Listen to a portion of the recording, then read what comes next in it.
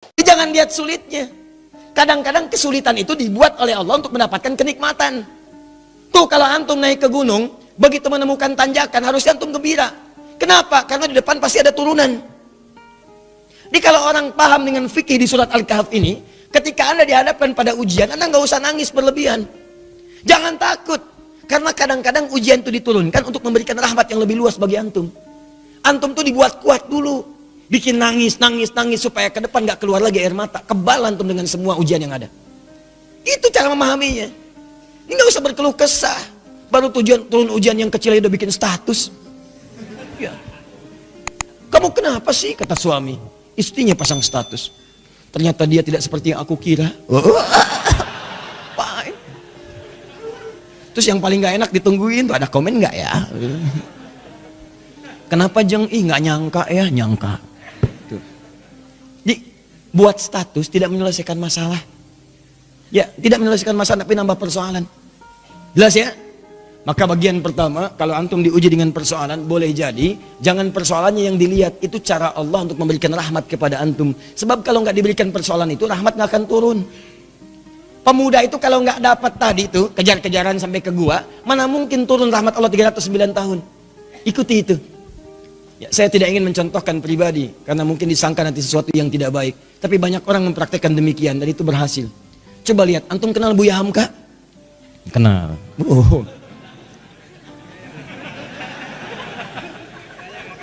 Alhamdulillah. Ya, yang penting antum kenal lah, walaupun beliau nggak kenal antum. Ya.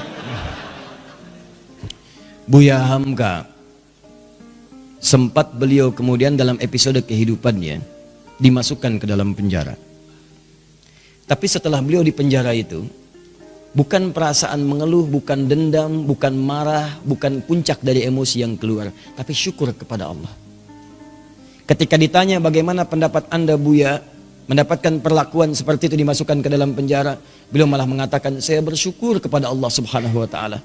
Kalau ada waktu, saya pengen ketemu presiden untuk mengucapkan terima kasih. Telah memasukkan saya pernah ke penjara dalam episode hidup saya, kalau bahasa kita sekarang. Kenapa? Karena ternyata di penjara itu saya bisa menyelesaikan tafsir Al-Azhar. Kalau saya nggak masuk ke sini, nggak jadi ini tafsir. Jadi cara melihatnya itu rahmat Allah, persis seperti ini nih. Yang kita baca tiap Jumat itu. Di cara orang kalau kebiasaan baca Al-Kahf, spiritnya ada dalam jiwa, dia nggak akan gugur karena ujian-ujian. Walaupun sifatnya sakit, yang dia baca rahmatnya. Jadi kalau Anda terbiasa membaca Al-Kahf, paham maknanya, itu Anda akan senang melihat musibah, senang melihat ujian. Yang dilihat rahmatnya, bukan ujiannya. Masuk penjara malah senang. Tuh. Nabi Yusuf, begitu masuk penjara, nggak enak kelihatannya masuk, cuman ternyata malah minta beliau. Ya Allah, daripada banyak godaan, ya para sosialita yang menggoda saya sekarang, ya cantik-cantik luar biasa, dan itu udah banyak. Sosialita itu bukan cuma sekarang, zaman Nabi Yusuf udah ada. Senangnya kumpul-kumpul bicara yang gak jelas. Ya ada yang jelas ada, tapi ini contoh yang tidak jelas. Kumpul-kumpul di rumah salah satu pejabat, Imra'atul Aziz, istri Perdana Menteri, hanya untuk membincangkan, mana sih si pemuda ganteng itu? Mana sih si ganteng itu? Katanya ganteng-ganteng Nabi ya? Iya, zaman sekarang ganteng-ganteng serigala. Ya, begitu kemudian ditampilkan oleh Imra'atul Aziz, Yusuf keluar. Begitu keluar, disebutkan di Quran surah 12 ayat 29. Wa qulna hasya lillahi ma hadza basyara in hadza illa malakun karim. Ya, ini sih bukan manusia, ini malaikat yang menyamar dalam rupa manusia. Lewat, tak sadar ketika lewat, jarinya kemudian tergores dengan pisau itu. Saking tak sadarnya melihat gantengnya Yusuf lewat. Begini. Tuh. Nabi Yusuf ganteng, Nabi tidak sombong. Begitu melihat ujian itu, ya Allah, lebih baik saya masuk penjara aja deh. Orang sekarang Nabi bukan, Rasul bukan. Ngaku ganteng, orang lewat, ibu-ibu gak kepleset lihat antum itu kan. GR-nya luar biasa, semua ditampilin. Baik, kata Nabi Yusuf, ya Allah, akan lebih baik kalau saya masuk penjara aja. Ternyata pilihan masuk penjara itu Nabi Yusuf membaca rahmat Allah. Bukan melihat sulitnya. Lewat penjara itulah kemudian beliau bertemu dengan seseorang yang narapidana, dihukum di situ, kemudian bermimpi. Lewat mimpi itulah ternyata minta takwil ke Nabi Yusuf karena dilihat orang baik, orang soleh. Ditanya apa ini maknanya, dijawab oleh Nabi Yusuf. Ternyata jawaban itu yang mengantarkan beliau mendapatkan posisi jabatan di pemerintahan. Begitu rajanya bermimpi, Ya ada 7 ekor kemudian sapi, dimakan 7 ekor serigala, semuanya dimakan habis, hancur semuanya, bingung menafsirkan dia.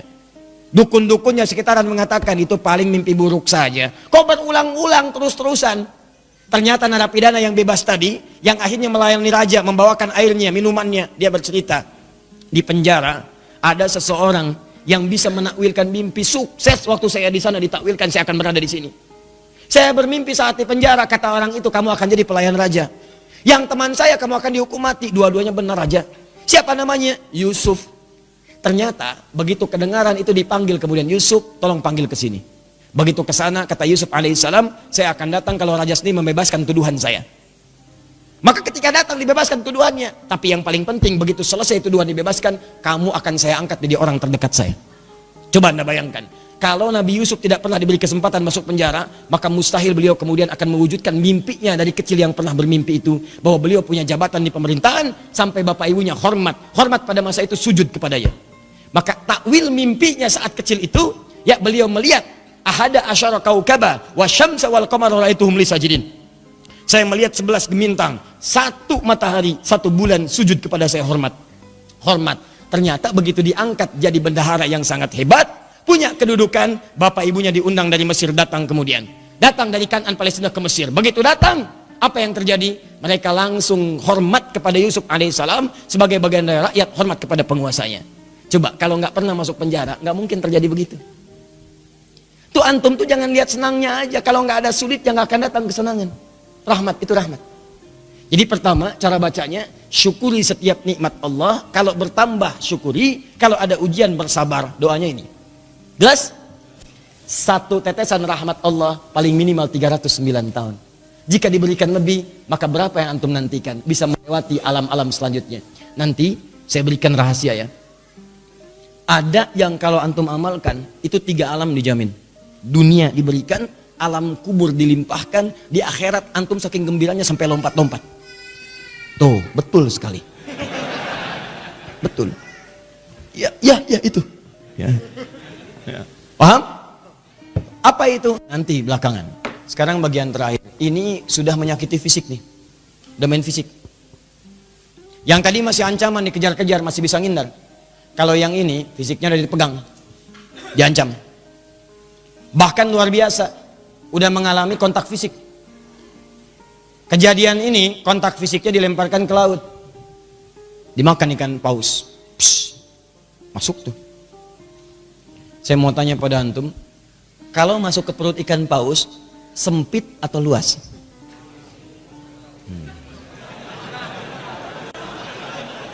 Ntar, saya tuh penasaran dengan antum. Antum tuh siapa sebetulnya? Antum tuh siapa sebetulnya? Buya Hamka kenal. Masuk perut ikan paus punya jawaban. Luar biasa.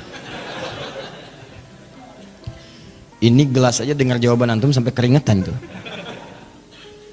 Masuk perut ikan paus, nggak akan pernah ada yang jawab luas. Yang terbayang pasti sempit, walaupun Anda belum pernah masuk ke dalamnya. Masuk ke perut ikan paus, terang atau gelap? Tuh, gelap. Sudah pernah masuk, Bu? Belum, Ustadz. Tapi kita bisa bayangkan. Karena nggak ada cahaya di sana, PLN pun nggak bisa masuk. Nggak, saya kebayang kalau ada inovasi PLN, petugas PLN berdasarkan kisah Nabi Yunus ingin memasukkan listrik ke dalam perut ikan paus. Bagaimana cara masangnya? Nggak ada listrik, cahaya tidak ada, berarti gelap. Awas, dalam bahasa Arab gelap itu sesuatu yang zulma. Zulama yazlimu zulman, gelap. Minat zulumati ilan no, sempit, padat. Teman-teman, ada yang kemudian dianiaya, itu nabi lagi, Nabi Dzannun, Nabi Yunus alaihissalam, diusir oleh umatnya, masuk ke perkampungan, naik ke atas kapal, di situ bahkan diundi, ternyata beliau harus dilemparkan. Ini kapal keberatan nih, zalim, ambil aja orang itu, undi, dia orangnya, lemparkan. Begitu dilempar ke dalam perut ikan paus, ya, dilempar ke lautan, ditangkap ikan paus. Oh, hebat ikan paus, dan nungguin. Tangkap, masuk. Apa yang terjadi? Gelap, sempit, sesak, capek luar biasa. Tapi yang ingin saya sampaikan adalah, perhatikan baik-baik. Wa dhannuni. Quran surah ke-21 ayat 87 sampai 88. Saya tuliskan. Wa dhannuni idh dhahaba mughadiba fa dhanna an lan naqdir alayhi fanada fi dhulumati. Gelap. Ya alla ilaha illa anta subhanaka inni kuntu minadh zalimin. Sebelum kisah ini dimulai, saya akan ajak Anda ke ayat sebelumnya, yaitu 84, 85, 86-nya.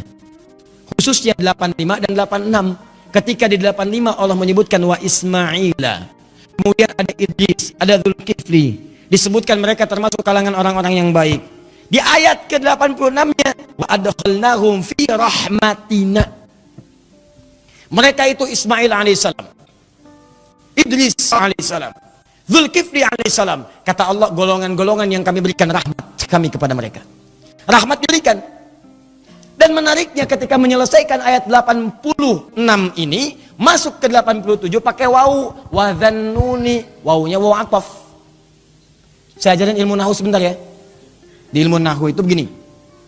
Kalau ada kalimat, kemudian pakai wawu, maka hukum kalimat setelah wawu ini diikutkan pada sebelumnya.